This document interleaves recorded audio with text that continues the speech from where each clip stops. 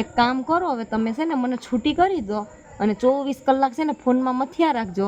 પછી તો એકલા હોય માણા તો ગમે એ રોટલો દઈ દે, કામે જવાની જરૂર નહીં પડે તમારે. 24 કલાક ફોનમાં છે ને મથિયા રાખજો. મને છૂટી કરી દો. બોલી દઉં? બોલી જ લે ને, પણ હવારથી આવે ત્યારે આપણે કંઈક ચિંધીએ કે આ છોકરીને ઘડીક તો રમાડો. તો કે હું થાકી ગયો છું. ફોનમાં મથવામાં નથી થાક, આમ થાકી જઈશ તું.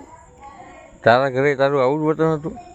મારા ઘરે તમારા જેવો કોઈ નહોતું એટલે મારું વર્તન સારું હતું. અહીંયા તમે આવા છો ને એટલે મારું વર્તન બગડી ગયું. તારા ઘરે તારું આવું વર્તન હશે ને એના કારણે તારા ઘરના છે ને મને આપી દીધી ને મને સોંપી દીધી કે આવીને આવી તું રહેવાની છે એટલા માટે. મારા ઘરના હવે કોઈએ તમને હોપી નથી. મને શોખ હતો તમારી પાસે આવવાનો તો હું મારી હાથથી આવી.